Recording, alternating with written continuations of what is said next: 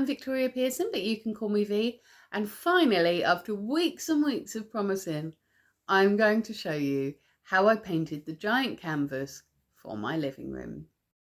So this is the biggest canvas that I've ever worked on, and because it was going to be in my living room and I'd have to look at it and see all the imperfections the whole time that it was up there, I found it quite intimidating to get started.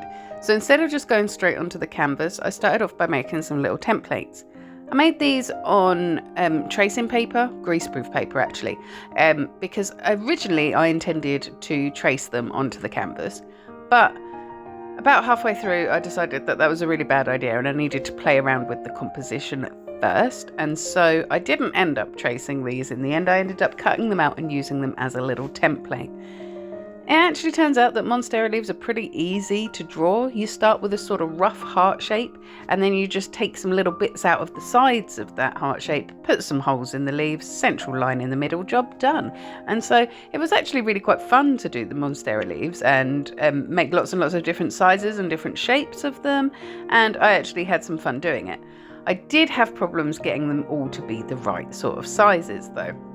As you'll see in a minute, when I started putting them all over the canvases, sometimes they were too small and then I made them bigger and then they were too big, and I just had about 3 days actually of messing around trying to work out how I wanted these compositions and learning how to actually draw the Monstera leaves and trying to do them at different angles. It didn't quite work, and I think if I never draw another Monstera leaf for the rest of my life, it will be too soon. So once I had like a million different leaves, I started to put them on the canvas just like this, just laying them on top so that I could work out the composition.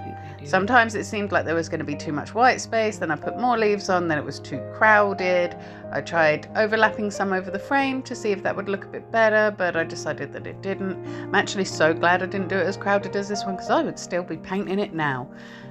But after really long time of messing about putting these bits of leaves onto this canvas, eventually I managed to find the composition that was just about right for the piece. I even tried folding some of the leaves up, overlapping some of the leaves, all sorts of things. And so actually I'm really glad that I did the greaseproof tape templates, because then I could mess around and move them around a lot. If I had just drawn straight onto the canvas, I would not have been able to do that. But eventually I managed to find a composition that I was fairly happy with, and instead of tracing the leaves, I decided that I would draw around them like a template, so I cut them out properly, and I actually drew around them with a really light green pencil, just so that I wouldn't get the dark from the pencil lead into the paint when I started to paint it.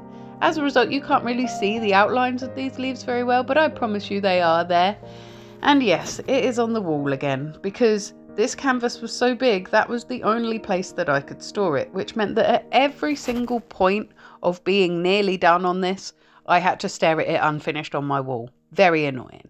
Anyway, I added this little gold frame onto it because the wall opposite this has a mirror with a gold frame, and so that's going to reflect in there. It's going to pull it all together and hopefully end up looking really nice.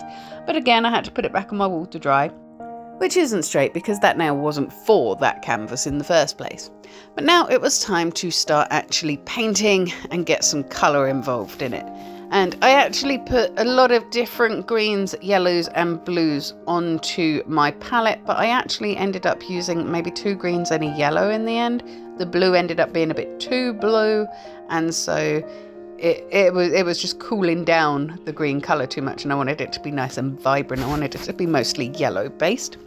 But as well as these acrylic paints that I have got, I also added on a little bit from a tester pot of the emulsion that I have got on my wall. Not the white wall, but the wall opposite this painting, which is a sort of, it's a very blue green, if I'm honest with you. The colour is called willow green, but it's a very bluey sort of colour, and so yeah, it wasn't ideal, but it does sort of then tie it in and give an undertone that matches my wall. So that worked really nicely. And then it was time to actually put some paint on the canvas, and I started off really lightly with it because I was quite scared. The canvas itself was quite pricey compared to a lot of canvases that I use, and it is much, much bigger than any canvas that I've ever done before, and so I was just really, really worried about ruining it, especially because it's going in my living room. I've got this big blank wall in the living room, and I needed a big canvas to fill it and just look more balanced in the room. I did have some photos up on the wall there, but the picture frame that I was using for them just wasn't the right size for the wall, and so it just didn't look right.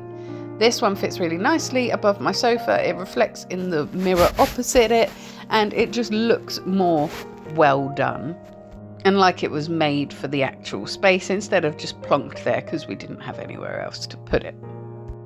I did start off quite light, but I decided that the leaves needed to be vibrant to be realistic, and I really liked the vibrant leaves, but I also kind of like the watercolory look that was underneath it, and I think if I was going to redo it again I might leave it more like that. Because, of course, now that I'm finished, I don't like it. But I decided to go with the more vibrant colour scheme because I did think that it would be a little bit more realistic. Monsteras are very glossy, they're very bright-leaved, bright fresh greens, rather than a sort of dull washed out green. And so that was kind of what I was looking for.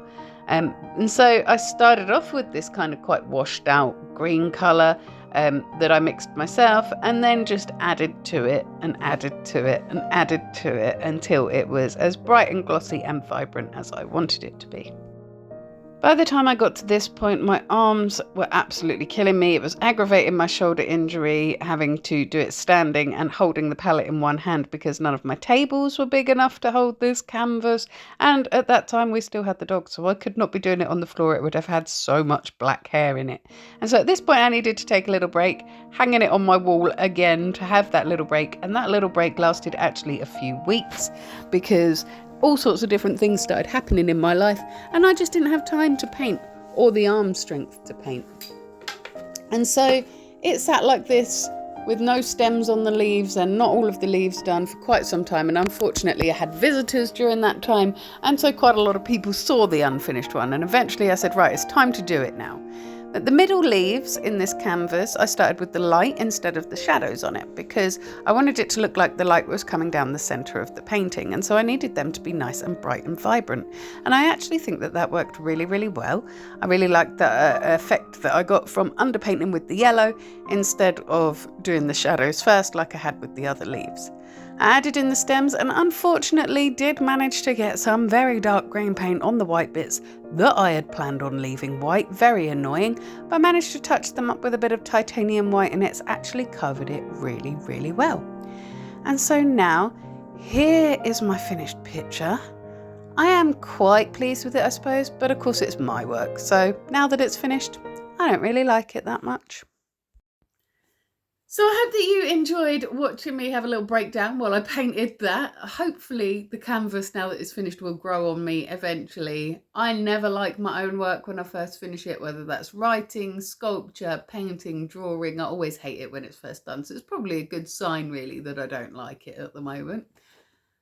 Join me again on Monday for my next vlog. Don't know what I'm going to be vlogging about yet. Might be reviewing the TV show You, but we might have a little big day out before then that I'll take you on instead. I'm not quite sure yet.